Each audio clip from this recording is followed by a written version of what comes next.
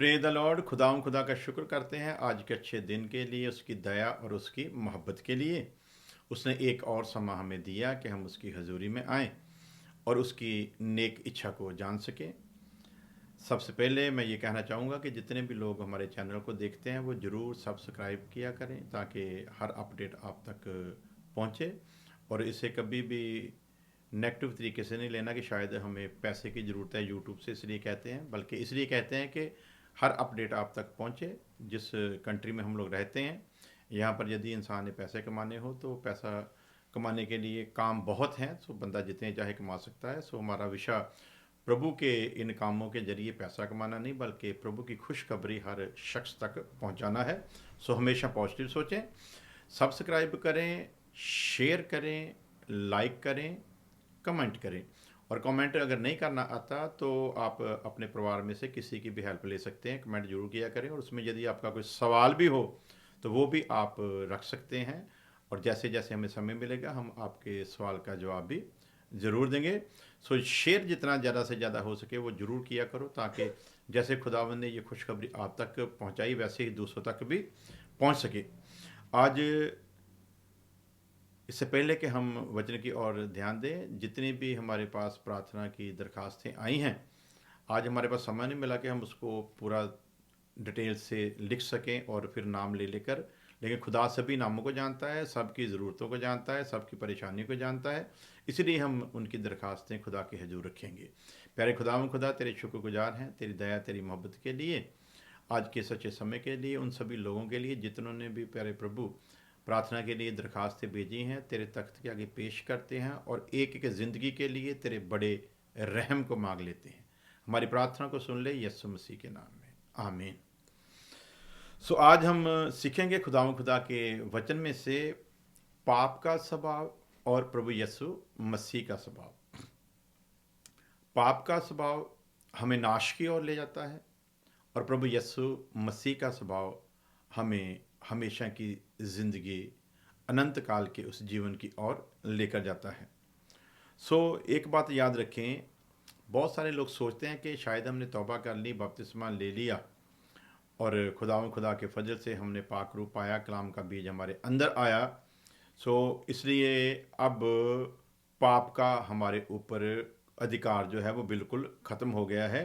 याद रखना, प्रभु यीशु मसीह के नाम से हमारे पाप माफ़ हुए हैं, लेकिन पाप का स्वभाव जो है वो हमारे भीतर बना रहता है हमारी आखिरी सांस तक। उसी के साथ युद्ध है, उसी के लिए हमें सारे आत्मिक अस्त्र शस्त्र पहनने की ज़रूरत है। सो मन परिवर्तन के बाद भी एक मसीही के जीवन में पाप का स्वभाव बना रहता है। इस बात को अपने दिमाग में हमेशा फिट रखें। सो वचन कहता है, रोमन चैप्टर 8 वर्स 5, रोमिया दा खत उसका 8 अध्याय और उसकी 5 आयत, क्योंकि शारीरिक व्यक्ति शरीर की बातों पर मन लगाते हैं। बेशक आपने तौबा कर ली है, बेशक आपने बपतिस्मा ले लिया है, बेशक आपको पवित्र आत्मा मिला है, बेशक कलाम का बीज आपके अंदर है, लेकिन फिर भी याद रखें, वचन कहता है शारीरिक व्यक्ति शरीर की बातों पर मन लगाते हैं। सो इतना सब कुछ करने के बावजूद भी यदि आपका मन शरीर पर लगा है तो फिर आप शारीरिक हैं। याद रखें, फिर आप किन जैसे हैं? आप शारीरिक लोगों जैसे हैं, क्योंकि शारीरिक लोग इन बातों पर मन लगाते हैं। और यदि इतना सब कुछ करने के बाद भी, पवित्र आत्मा को पाने के बाद भी, कलाम के बीज को हासिल करने के बाद भी, बपतिस्मा लेने के बाद भी, तौबा करने के बाद भी, यदि आपका मन शरीर पर लगा है तो आप आत्मिक नहीं हो, बल्कि आप शारीरिक हो। परंतु आध्यात्मिक आत्मा की बातों पर मन लगाते। सो आत्मिक बंदे की पहचान है कि वो आत्मा की बातों पर मन लगाएगा, दिन रात वो इसी बात पर मनन करेगा। जैसा हम फर्स्ट जबूर में पढ़ते हैं कि वो दिन रात परमेश्वर की व्यवस्था में मगन रहता है, उसे परमेश्वर से उत्तम कुछ भी दिखाई नहीं देता। दुनिया की कोई चीज उसके लिए कोई भी मायना नहीं रखती। सो प्यारे अजीजो, पाप का स्वभाव हमारे अंदर है, लेकिन ये बात भी मत भूलना कि पाकरू और वचन का बीज भी हमारे अंदर है। पाप का स्वभाव भी हमारे अंदर है। लेकिन यदि हमने प्रभु यीशु मसीह को अपना जीवन दे दिया है तो याद रखें, पवित्र आत्मा कलाम के बीज को लेकर हमारे भीतर है। सो दोनों ही हैं, पाप का स्वभाव भी है, पाप माफ हुआ है, पाप का स्वभाव अंदर ही है। उसी तरह पाप माफ होने के कारण परमेश्वर कलाम के बीज को लेकर पाकरू के रूप में हमारे अंदर है। मतलब ये कि पाकरू और कलाम के बीज के रूप में सर्वशक्तिमान हमारे अंदर है। इसीलिए लिखा है वचन में, क्या तुम नहीं जानते कि तुम परमेश्वर का मंदिर हो और परमेश्वर का आत्मा तुम्हारे अंदर रहता है। सो एक बात तो पक्की समझ लें कि जिसने तौबा करके मसीह यीशु को अपना मुक्तिदाता करके अपना जीवन प्रभु को दिया है, वो परमेश्वर का मंदिर बन गया है। मंदिर किस तरीके से बना है? पवित्र आत्मा कलाम का बीज लेकर उसके अंदर आया है। इसलिए ये बात ध्यान देना, कई लोग सोचते हैं कि हम शायद अन्य भाषा नहीं बोलते तो हमको पवित्र आत्मा नहीं मिला। याद रखें, बिना पवित्र आत्मा के हम यीशु मसीह को मुक्तिदाता करके कबूल ही नहीं कर सकते। जितनी देर पवित्र आत्मा हमारे भीतर काम नहीं करता, हम तौबा के लिए तैयार ही नहीं हो सकते। सो वचन के मुताबिक जब हम डीपली जाते हैं तो पवित्र आत्मा तो 2000 साल पहले ही आ गया था, अब तो हमने उसे अपने जीवन में लेना है।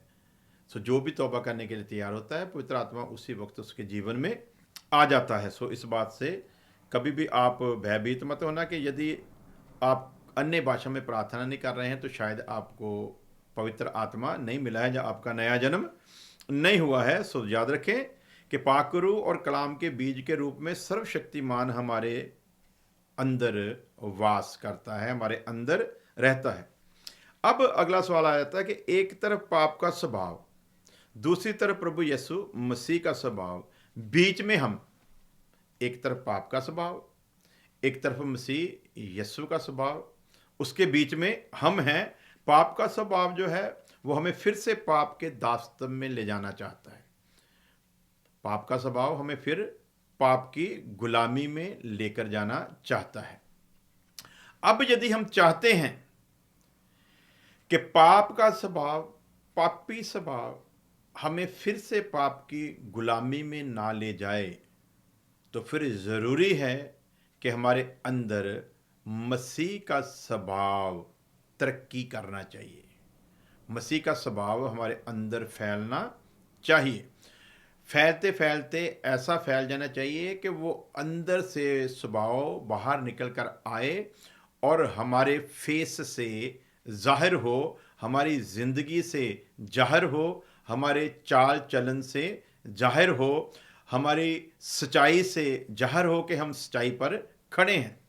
सो इसके लिए ज़रूरी क्या है? यदि हम चाहते हैं कि पाप का स्वभाव हम पर अपना कंट्रोल ना करे, हमें फिर पाप के दास्तन में, पाप की गुलामी में ना ले जाए, तो फिर ज़रूरी है कि हमें मसीह के स्वभाव को, नया जन्म पाने के बाद मसीह के स्वभाव को हमें अपने भीतर बढ़ने देना है। और उसके बढ़ने का सबसे बड़ा फार्मूला है उसका वचन और प्रार्थना। जितना वचन पढ़ेंगे, जितना वचन पर मनन करेंगे, जितना प्रार्थना करेंगे, जितना परमेश्वर के साथ समय गुजारेंगे, वैसे वैसे मसीह हमारे अंदर सूरत पकड़ता जाएगा।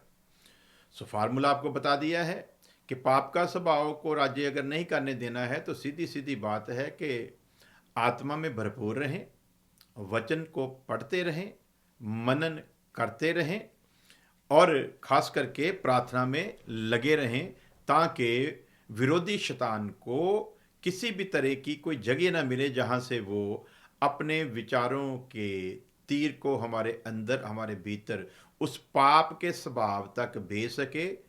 जो पाप का स्वभाव अंदर है वो कहीं गतिशील होकर हम पर अपना कंट्रोल जमाने के लिए कोई ऐसा विचार ना अंदर भेज दे जिस विचार के हम शिकार हो जाएं और पाप का स्वभाव जो है वो हम पर फिर से अपनी प्रभुता जमाने का एक ढंग निकाल ले। सो याद रखें, एक तरफ पाप का स्वभाव, दूसरी तरफ प्रभु यीशु मसीह का स्वभाव, और बीच में हम।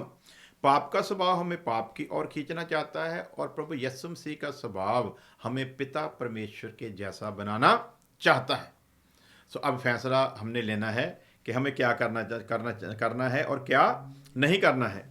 प्रभु यीशु मसीह का स्वभाव हमें परमेश्वर जैसा पवित्र बनाना चाहता है। कैसा बनाना चाहता है? प्रभु यीशु मसीह का स्वभाव हमें परमेश्वर जैसा पवित्र बनाना चाहता है। प्रभु यीशु मसीह का ही स्वभाव क्यों?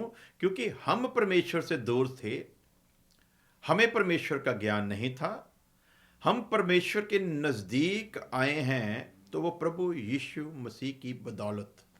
यदि वो मनुष्य के रूप में प्रकट ना होता तो हम कभी भी परमेश्वर के समीप, उसके नज़दीक नहीं जा सकते थे। अब जो हमें परमेश्वर के नज़दीक लेकर आया है, वो धरती पर आया मनुष्य के रूप में, उसने परमेश्वर के स्वभाव को दुनिया में प्रकट किया। उसी तरह अब मसीह यीशु हम में आया वचन के रूप में, तो हमें अब मसीह यीशु का स्वभाव दुनिया में प्रकट करना जरूरी है।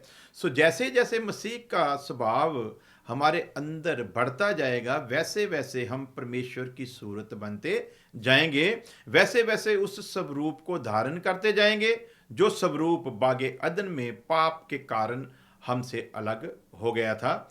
उसी को यदि हमें प्राप्त करना है, यदि उसे हासिल करना है, तो फिर हमारे लिए ज़रूरी है कि हम मसीह यस्सु के स्वभाव को अपने अंदर बढ़ने दें। सो याद रखें, हम अपनी कमांड जिसके हाथ में सौंपेंगे, हमारे अंदर वही शक्ल बढ़नी शुरू होगी। यदि प्रभु के स्वभाव को और या फिर पाप के स्वभाव को, जिसके भी कमांड में हम अपने आप को देंगे, उसी का दायरा हमारे अंदर बढ़ना शुरू हो जाएगा। हमें आज़ाद मर्जी है, फ्री विल हमारे पास है, निर्णय हमने लेना है। यदि शारीरिक व्यक्ति की तरह पाप के स्वभाव की तरफ खींचेंगे तो फिर से पाप के दास्तव में चले जाएंगे। जैसे शारीरिक लोग हैं ना, वो ऑलरेडी पाप के दास्तव में है, पाप की गुलामी में है, पाप मौत के साथ मिलकर उनके ऊपर राज्य कर रहा है, जो शारीरिक है। इसलिए ध्यान दें, यदि शारीरिक व्यक्ति की तरह पाप के स्वभाव की तरफ खींचेंगे तो फिर से पाप के दास्तव में जाएंगे, फिर से पाप की गुलामी में चले जाएंगे। अब कोई सवाल करेगा कि शारीरिक होने का अर्थ क्या है? आखिर वचन के मुताबिक शारीरिक मनुष्य कौन है? वचन क्या इस बात को लेकर हमें समझाता है? सो आइए हम देखते हैं। पॉइंट नंबर 1, शारीरिक मनुष्य कौन है? कौन है जो शारीरिक है? संसार में पाप के दास्तव में जीने वाला हर मनुष्य शारीरिक है। पूरी दुनिया में जो भी मनुष्य पाप के स्वभाव में जी रहा है, जिसके अंदर भी पाप का स्वभाव पाया जाता है, वो हर मनुष्य जो संसार में है, वो संसार में पाप के दास्तव में जीने वाला जो इंसान है, वो पाप का गुलाम है और वो शारीरिक है।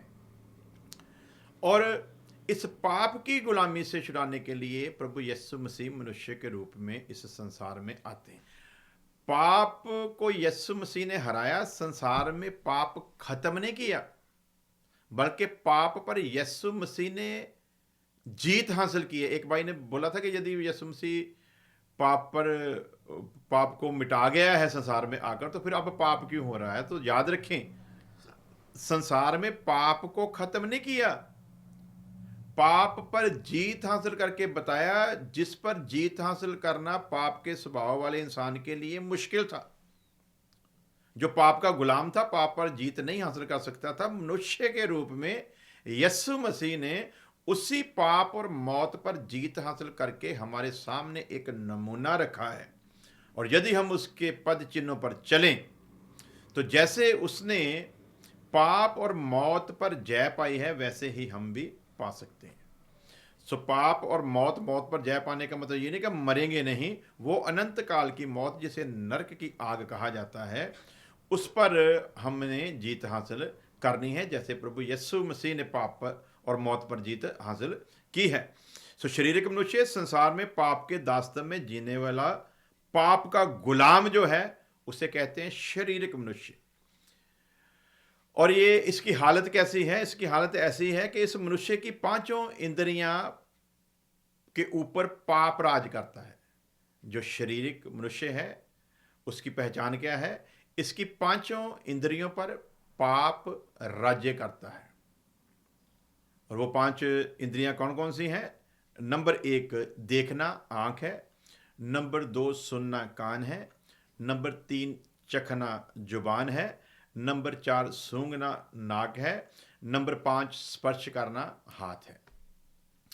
तो इन पांचों चीजों पर जो शारीरिक है उसकी इन पांचों इंद्रियों के ऊपर पूरी तरह से पाप राज्य करता है। पाप इन इंद्रियों को जैसी कमांड देता है ये इंद्रियां उसी वक्त वैसा ही कर, जैसे हमारा कोई गुलाम है ना, हम उसको कहें उठ, वो उठेगा। बैठ, वो बैठेगा। ये काम कर, वो करेगा। उसने सोना भी है तो हमारी इजाजत लिए बिना सो नहीं सकता, क्योंकि हमारा गुलाम है। उसी तरह पाप के वश में जब ये पांच इंद्रियां हैं, ये पांच इंद्रियां गुनाह नहीं करती। आंख गुनाह नहीं करती, कान गुनाह नहीं करते, जुबान गुनाह नहीं करती, नाक गुनाह नहीं करता, हाथ गुनाह नहीं करते। जब इसे पाप कमांड देता है, जब शरीर की इच्छा इसे उकसाती है, तब ये गतिशील होते हैं। उतनी देर इनका कोई भी अपना काम नहीं है। सो पहले अजीजो, जैसे मैं कहूँ कि एक आदमी मान लीजिए कि वेंटिलेटर पर पड़ा है, जहाँ वो कोमा में पड़ा है। अब शरीर के पांचों इंद्रियां तो उसके पास हैं, लेकिन वो अब उस हालत में नहीं है कि पाप उनसे कुछ करवा सके। लेकिन जैसे ही वो हालत में आएंगे, पाप अपना काम उनसे करवाना फिर शुरू कर देता है। सो दूसरी बात है कि इसके प्राण के ऊपर भी पाप का राज्य है, जो शारीरिक मनुष्य है। और प्राण को इंग्लिश में हम लोग सोल बोलते हैं। सो इसके प्राण में पाई जाने वाली तीन चीजें, बुद्धि, भावना और इच्छा शक्ति, जिसे फ्री विल भी कहा जाता है, आजाद मर्जी, इन पर भी पाप राज्य करता है जो शारीरिक मनुष्य है। यानी कि इसके शरीर की पांचों इंद्रियां भी उसके कंट्रोल में है। इसके सोल यानी कि प्राण की जो तीन खास मुख्य चीजें हैं वो भी पाप के कंट्रोल में है। तो वो कौन कौन सी चीजें हैं? नंबर एक बुद्धि है, नंबर दो भावना है, नंबर तीन इच्छा शक्ति है, फ्री विल है। सो इन तीनों चीजों पर उसका कंट्रोल। ये बुद्धि तो है इसके पास, लेकिन बुद्धि को चलाने वाला पाप का स्वभाव है। पाप चला रहा है किसको? इसकी बुद्धि को। भावना है, लेकिन भावना पर कंट्रोल किसका है? वो सारे का सारा कंट्रोल जो है वो विरोधी का है, शैतान का है, पाप का है। पाप का स्वभाव अपने कंट्रोल में लेकर इसे चलाता है। सो भावना इसमें है, भावुक हो भी जाता है, लेकिन फिर पाप जब अपना अटैक इस पर करता है तो इसका भावनात्मक होना भी जो है वो भी एक तरह से स्पिरिचुअल तरीके से नहीं होता है। कुछ देर के लिए इसके अंदर एक झुंझुनाहट सी तो आती है, लेकिन फिर पाप इसे अपने कंट्रोल में ले लेता है। सो याद रखें, इसकी बुद्धि पर, इसकी भावना पर और इसकी फ्री इच्छा, जो फ्री विल है, जो आज़ाद मर्जी है, उसके ऊपर भी पूरी तरह से जो है वो कंट्रोल है पाप का। सो इसे कहते हैं शरीर के मनुष्य। तीसरी बात, मनुष्य का आत्मा, जिसे परमेश्वर ने इसे बनाते वक्त बॉडी सोल स्पिरिट करके बनाया। मनुष्य का आत्मा, जिस आत्मा के साथ जब परमात्मा के आत्मा का कनेक्शन हो जाता है तो ये इसका सीधी जो कनेक्शन है वो परमेश्वर से जुड़ जाता है। वो कनेक्शन जो बागे अदन में टूट गया, मनुष्य के आत्मा से परमेश्वर के आत्मा का कनेक्शन टूट गया। अब वो जो मनुष्य का आत्मा, जिस आत्मा के सहारे ये जी रहा है, उस आत्मा में पाई जाने वाली तीन चीजें जो है उस पर भी पाप का कंट्रोल है। ये एक शारीरिक मनुष्य की पहचान को बताता है। तो कैसे है वो तीन चीजें? तीसरी चीज को आत्मा में जो है, सो आत्मा में पाई जाने वाली तीन चीजें हैं। एक तो है विवेक, कॉन्शियस, जमीर, जिसके द्वारा परमेश्वर इसके साथ संपर्क करता है। दूसरा है अंतर्ज्ञान, यानी कि परमेश्वर को, दुनिया को समझने वाला नहीं, परमेश्वर को समझने वाला ज्ञान, जिसे परमेश्वर के अस्तित्व को हम लोग जान सकें। और तीसरी चीज इसमें पाई जाती है संगति, यानी कि फेलोशिप। परमेश्वर ने इसके अंदर जब आत्मा रचा तो आत्मा के कारण इसकी संगति जो है वो परमेश्वर के साथ है। यदि इसमें आत्मा ना रचता, जानवरों की तरह इसके पास बॉडी और सोल होता, तो फिर ये कभी भी परमेश्वर के लिए इतनी खोजबीन करने की ज़रूरत है, इसको कोई भी फिर भक्ति संगति करने की कोई ज़रूरत नहीं थी।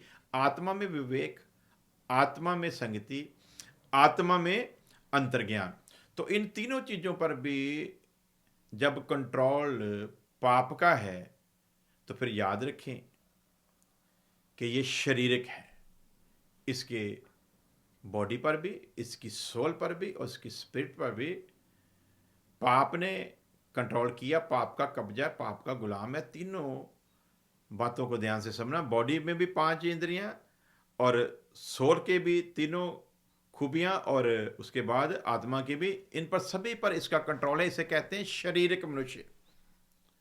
ये परमात्मा की खोज में तो है, लेकिन पाप का कंट्रोल होने के कारण, शैतान का कंट्रोल होने के कारण, पाप का स्वभाव अंदर होने के कारण ये परमेश्वर को कभी जान नहीं सकता, क्योंकि जिस बुद्धि से इसने जानने की कोशिश करनी है उस बुद्धि पर शैतान अपना कब्जा जमाकर बैठा है, पाप अपना कब्जा जमाकर बैठा है। पाप का स्वभाव इसे उस तरफ जाने ही देता नहीं है। दूसरी बात, प्राणिक मनुष्य है। पहला आपने देखा शारीरिक मनुष्य, दूसरा कौन है? प्राणिक मनुष्य। मसीह में जन्म लेने के बावजूद भी पाप के स्वभाव में चलने वाला। प्राणिक मनुष्य कौन है? मसीह में जन्म लेने के बावजूद भी पाप के स्वभाव में जो चलने वाला मनुष्य है उसे कहते हैं प्राणिक मनुष्य। इसके दूसरी बात, इसको और समझना हो तो मसीह में आकर मसीह से पीछे हटा हुआ, जब मसीह के स्वभाव के अनुसार ना चलने वाला। इसको और भी एक नाम दे सकते हैं कि ये एक ऐसा मनुष्य है जो दो चित्ता है, इसे समझ नहीं आ रही कि मैं क्या करूं और क्या ना करूं। ये ना तो परमेश्वर में पूरी तरह चलने के लिए तैयार है, ना उसे समझने के लिए तैयार है, लेकिन फिर भी ये प्रभु प्रभु करता है। ये लोगों में ये साबित करने की कोशिश करता है कि मैं मसीह का हूं, लेकिन मसीह वाला कुछ भी स्वभाव इसके अंदर पाया जाता नहीं है। इसको कहते हैं प्राणिक मनुष्य, मसीह में जन्म लेने के बावजूद पाप के स्वभाव में चलने वाला। तो समझने के लिए नंबर 1, ये प्रभु प्रभु भी करता है, ये प्रभु प्रभु भी करता है, लेकिन इसकी 5 इंद्रियों पर पाप के स्वभाव जो है ना वो इसे अपनी ओर खींचता है। प्रभु प्रभु करता है, लेकिन पाप का स्वभाव, वो जो 5 इंद्रियां के ऊपर उस पाप ने फिर से दोबारा कंट्रोल कर लिया। क्यों? क्योंकि इसे मसीह में चलना ना चाहा तो फिर वो दूसरा आ गया। तो जब बच्चे में लिखा है ना, जब दुष्ट आत्मा किसी को छोड़कर निकल जाता है तो जब वो साफ सुथरा देखता है तो फिर बुरी आत्माएं और लेकर आता है। सो वो बात इस पर फिर लागू होती है। ये प्रभु प्रभु भी करता है, लेकिन इसकी 5 इंद्रियां जो है वो पाप के स्वभाव की ओर खिंच जाती हैं। इससे अपनी आंखों पर कंट्रोल नहीं हो पाता, इससे अपनी जुबान पर कंट्रोल नहीं हो पाता, इससे अपने सूंघने पर कंट्रोल नहीं हो पाता, इससे अपने सुनने पर कंट्रोल नहीं हो पाता, इससे अपने स्पर्श करने पर कंट्रोल नहीं हो पाता। ये प्राणिक मनुष्य की निशानी है। इसके लिए मत्ती 7:21-23 तक जब हम पढ़ते हैं तो लिखा है, जो मुझसे हे प्रभु कहता है, जो मुझसे हे प्रभु कहता है। कहता तो है हे प्रभु, लेकिन ये प्रभु का है नहीं, इसे कहते हैं प्राणिक मनुष्य। तो प्राणिक क्यों कहा जाता है? क्योंकि इसके प्राण में बुद्धि है, भावना है और आजाद मर्जी है। तो अब वो तीनों चीजें परमेश्वर के आत्मा के हवाले करनी थी, लेकिन इसने पूरी तौर से समर्पण नहीं किया, पूरी तौर से इसने समर्पण नहीं किया। समर्पण ना करने की वजह से फिर से पाप के स्वभाव ने अपना प्रभाव इसके ऊपर डाल लिया। अब बुद्धि है, लेकिन पाप के स्वभाव के कंट्रोल में चली गई। अब ये प्रभु प्रभु तो कहेगा, लेकिन प्रभु के सत्य को कभी जान नहीं सकेगा। जैसा प्रभु ने कहा, लिखा है यूहन्ना 8:31 में, प्रभु यीशु मसीह ने उन यहूदियों से जिन्होंने उस पर विश्वास किया था उनसे कहा, यदि तुम मेरे वचन पर खड़े रहो तो ठीक तुम मेरे शागिर्द ठहरोगे, शिष्य बनोगे। तब तो अगली बात क्या है? सच्चाई को जानोगे, तब सच्चाई को जानोगे तो सच्चाई तुम्हें आजाद करेगी। अब ये वचन पर तो खड़े हुए, विश्वास तो किया, लेकिन जैसा चलना चाहिए था वैसा चल नहीं पाए। तो प्रभु क्या कहता है? जो मुझे हे प्रभु कहता है उनमें से हर एक स्वर्ग के राज्य में प्रवेश नहीं करेगा। प्रभु प्रभु तो सभी कहते हैं, लेकिन वचन क्या कहता है, उनमें से हर एक स्वर्ग के राज्य में नहीं जाएगा। क्यों नहीं जाएगा बोला? क्योंकि ये प्रभु प्रभु तो कह रहा है, ये प्रभु के सहारे रहना भी चाहता है, लेकिन प्रभु की मर्जी को अपनी जिंदगी में पूरा करने के लिए तैयार भी नहीं है। ये प्रभु प्रभु भी कर रहा है और पाप के स्वभाव के मुताबिक भी काम कर रहा है, इसलिए ये प्राणिक है। और साफ करके लिखा है, परंतु वही जो मेरे स्वर्गीय पिता की इच्छा पर चलता है। अब जिसने आत्मिक जीवन जीना है, जिसने आत्मा की अगुवाई में चलना है, उसके लिए ये जरूरी है कि वो अपने स्वर्गीय पिता की इच्छा पर चले, उसकी इच्छा को पूरा करे। अब जो आत्मा की अगुवाई में चलेगा वो स्वर्गीय पिता की इच्छा को पूरा कर सकता है, दूसरे बंदे के बस का ये काम नहीं है। और देखते हैं आगे, उस दिन बहुत तेरे मुझसे कहेंगे, हे प्रभु, क्या हमने तेरे नाम से भविष्यवाणियां नहीं की? अब है तो प्रभु के नाम से, काम भी हो रहा है प्रभु के नाम से, लोगों में नाम भी प्रभु का ही ले रहे हैं, लोग में ये भी कहते हैं कि हम यीशु मसीह के शागिर्द हैं, यीशु मसीह के चेले हैं, लेकिन बावजूद प्रभु यीशु मसीह क्या कहता है, ये सब कुछ करते हैं, ये भविष्यवाणियां करते हैं, पूरी भी हो रही हैं, ये बीमारों के लिए प्रार्थना करते हैं, बीमार चंगे भी हो रहे हैं, ये लोगों के लिए आशीष मांग रहे हैं, आशीष भी लोगों को मिल रही है, ये मुर्दों को यीशु मसीह के नाम से उठाने की भी कुदरत रखते हैं। इतना कुछ करने के बावजूद यीशु मसीह क्या कहता है, उस दिन बहुत तेरे मुझसे कहेंगे, हे प्रभु, क्या हमने तेरे नाम से भविष्यवाणी नहीं की, तेरे नाम से दुष्ट आत्माओं को नहीं निकाला, तेरे नाम से बहुत अचंभे काम नहीं किए? तब मैं उनसे खुलकर कहूंगा कि मैंने तुमको कभी नहीं जाना। मैंने तुमको, ये है प्राणिक मनुष्य जो कहलाता तो संसार में प्रभु का है, लेकिन प्रभु का है नहीं, और प्रभु कहता है मैं ऐलान करूंगा सबके सामने, क्या करूंगा, मैंने तुमको कभी नहीं जाना, हे कुकर्म करने वालों मेरे पास से चले जाओ। अब ये कहते हैं हम तो यीशु मसीह के हैं, तो यीशु मसीह के हैं तो फिर तो धर्मी है, क्योंकि लिखा है वचन में, जब हम उसकी रजा में रहते हैं, चलते हैं, तो वो हमारे ऊपर धर्मी होने की शाप लगाता है, मोहर लगाता है। तो जब मोहर लगी धर्मी होने की, तो फिर तो हमें हमारा वेलकम किया जाएगा। लेकिन अब यहां पर प्रभु यीशु मसीह क्या कह रहा है, मैंने तुम्हें कभी नहीं जाना, हे कुकर्म करने वालों। हम कहते हैं हम सेवा करते हैं, लेकिन वो क्या कहता है, कुकर्म करते हो, हे कुकर्म करने वालों मेरे पास से चले जाओ, मैं तुम्हें जानता ही नहीं। सो प्यारे जीजो, ये है प्राणिक मनुष्य, प्रभु यीशु मसीह में आकर, प्रभु यीशु मसीह में रहते हुए, प्रभु यीशु से पीछे हटा हुआ, आत्मा की अगुवाई में नहीं चलने वाला।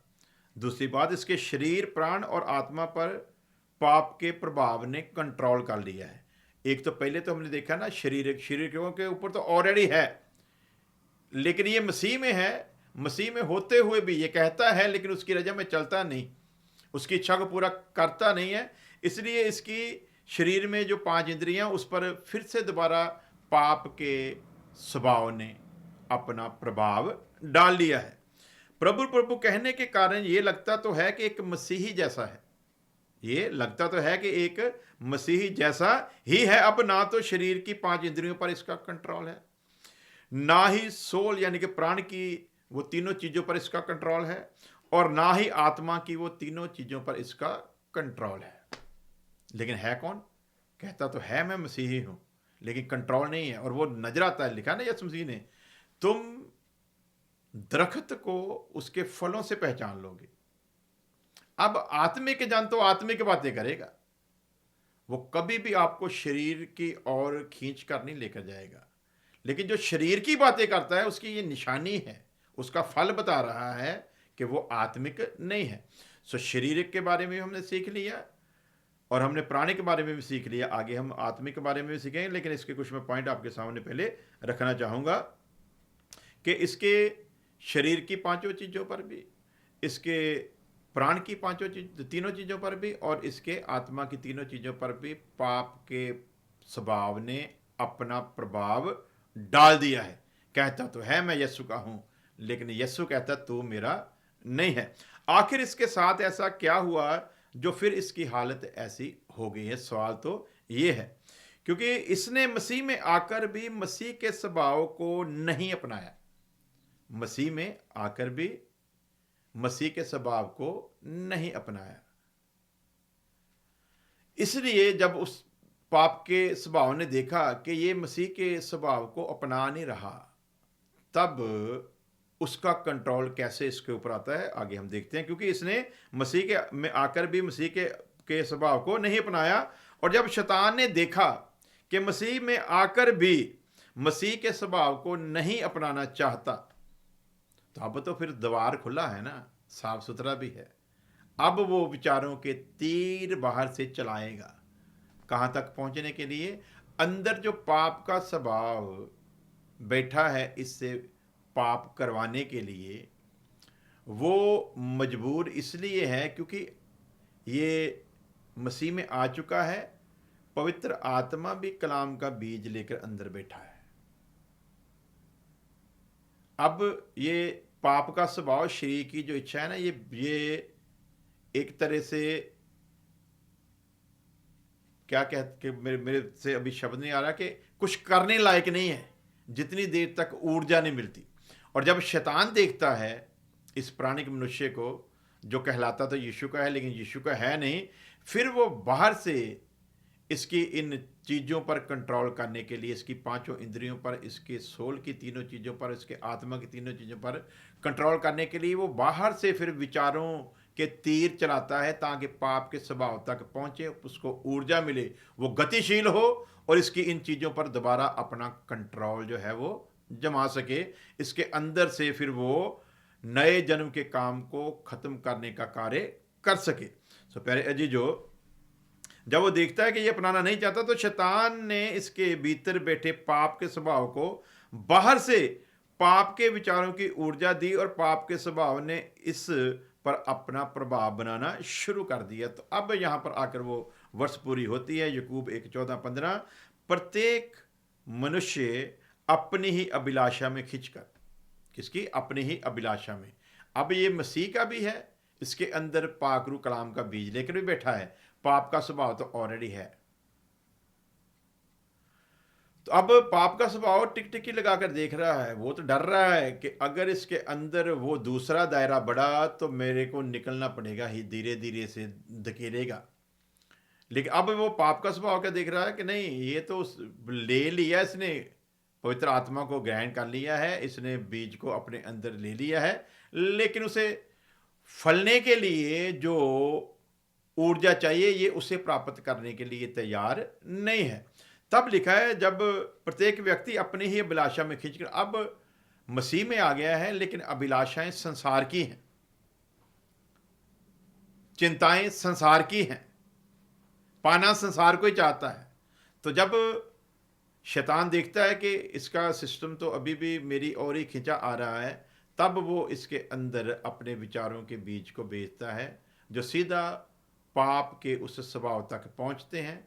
वो गतिशील होता है, काम करना शुरू करता है। और लिखा है कि प्रत्येक व्यक्ति अपनी ही अभिलाषा से।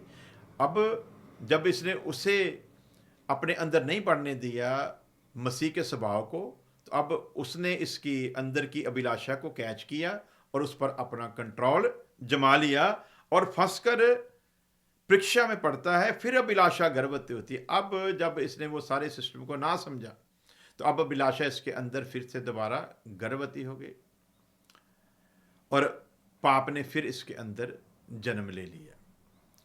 अब पाप ने जब जन्म ले लिया है इसके अंदर, तो ध्यान रखें, अभी जन्म ही हुआ है, रोका जा सकता है पवित्र आत्मा की सामर्थ्य को अगर समझते हैं तो।